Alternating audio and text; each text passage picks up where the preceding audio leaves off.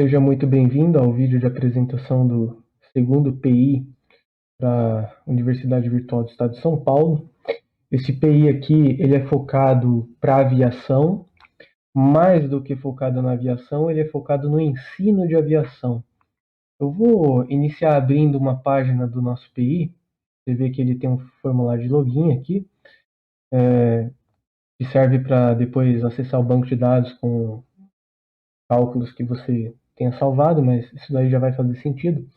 Vamos abrir aqui a primeira página, que se trata de um tutorial, né, que a gente deixou aqui anexado no aplicativo, para entender do que ele se trata. Na aviação, a gente tem um aparato mecânico, né, um dispositivo mecânico, chamado computador de voo, né, Flight Computer, né, tá aqui. Esse dispositivo, ele serve para o piloto em formação aprender a respeito de uma série de fenômenos que podem ocorrer durante o voo, né, por exemplo, um vento desviando o rumo, alterando o consumo e coisas do gênero, né, na aviação. E para que o piloto não tenha que fazer cálculos com vetores, né, cálculos trigonométricos um pouco maçantes e nada práticos, quando os computadores ainda eram todos mecânicos, né, os aviônicos eram rudimentares, né, lá nos primórdios da aviação, inventaram esse aparato aqui. Esse aparato ele serve para você fazer essa série de cálculos que eu mencionei e muitos outros a partir de uma régua mecânica, onde você consegue girar uma escala circular e mover uma régua, né, que fica aqui atrás dele, para calcular esses cálculos que de outra maneira são vetoriais, né, se você fosse fazer no papel e caneta. Então, por que fazer um aplicativo desse se hoje em dia já temos aí aviônicos muito modernos capazes de fazer isso automaticamente? E isso é por razões históricas e didáticas, né? Essa ferramenta até hoje, ela é usada nos aeroclubes, nas universidades, nos centros de treinamento, para que o piloto ele entenda o fenômeno físico que está se passando naquele voo e ele consiga abstrair essa ideia da forma mais natural possível, né? Sem fazer o uso de ferramentas matemáticas mais rigorosas, que não é o foco desses cursos na maioria das vezes. Então, eles aprendem através dessa ferramenta e, por razões da própria estrutura física, né, desses aparelhos serem pequenos, você tem um grande problema de ensinar, né? Porque uma sala com, sei lá, 20 alunos, você vai ter que ensinar um por um, porque é realmente um problema você explicar isso de uma forma genérica no centro da sala. Você precisa ir lá ensinar a manusear, ensinar a fazer o desenho, ensinar a fazer a plotagem aqui do ponto, né? Você tem que plotar um ponto aqui nessa régua, chamada régua do vento, né? No Brasil. E algumas soluções foram até pensadas para isso, né? Para o ensino do uso dessa ferramenta. Algumas são até um pouco cômicas, né? A gente pode até pesquisar aqui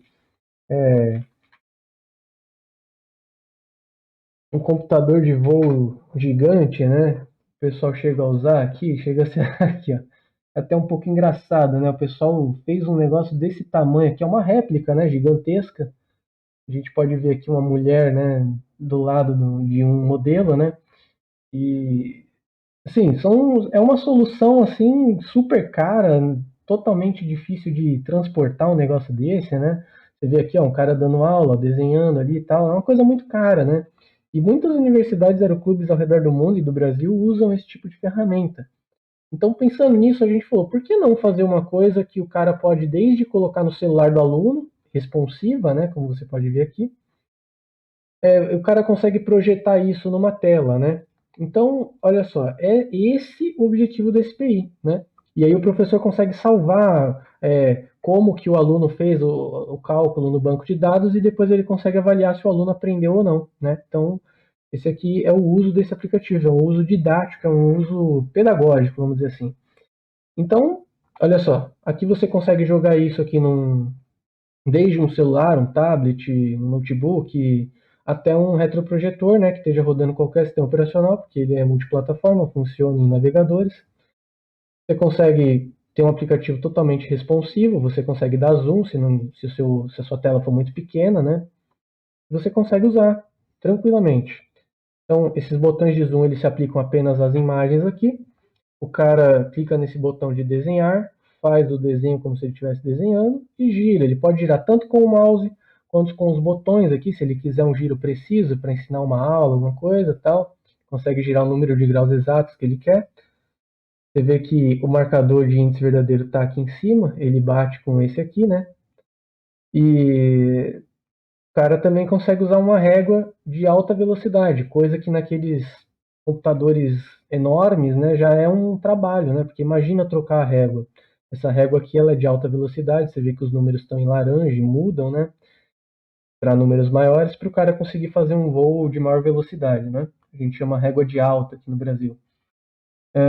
Você consegue dar o zoom, consegue esconder e ver os botões, consegue desenhar aqui, consegue girar.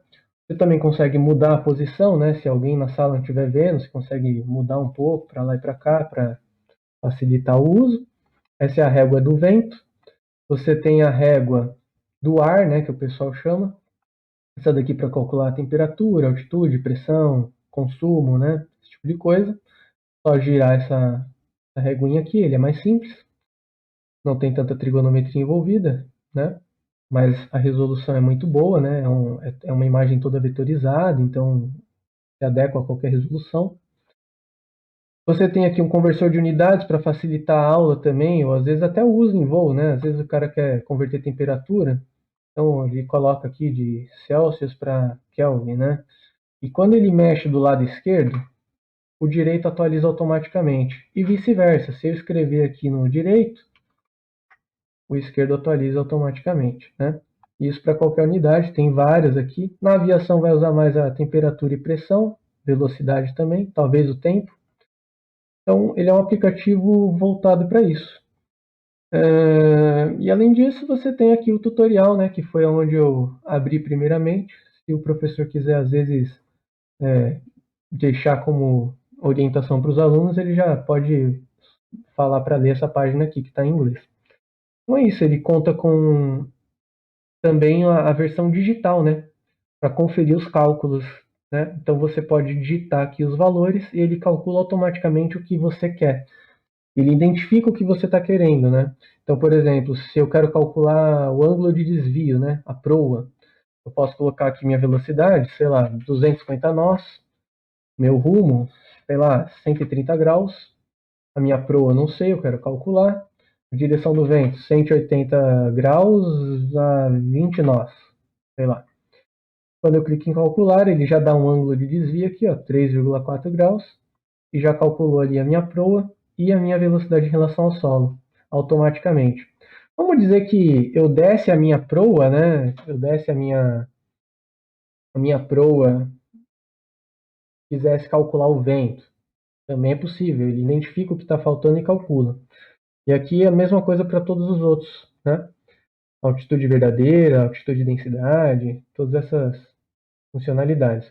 A velocidade aerodinâmica, né, com a velocidade indicada, enfim, são coisas do nicho da aviação que dão um certo trabalho e o professor pode facilitar muito a aula dele aqui. Claro que isso aqui seria obsoleto num avião hoje em dia, que não é muito usado, mas para instrução ainda permanece extremamente útil e facilitaria muito a instrução. Então esse é o nosso PI. E é claro, atendendo os requisitos do PI, todos esses cálculos, esses movimentos aqui, eles podem ser armazenados, e são, no caso, armazenados em um banco de dados, com o usuário que eu loguei no começo, e esse banco de dados o professor pode consultar depois se o aluno mexeu, né, aqui manuseou o aplicativo corretamente, de acordo com as suas instruções, e depois avaliar ou ajudar o aluno, conforme o objetivo do professor. Muito obrigado pela atenção e este é o encerramento do vídeo.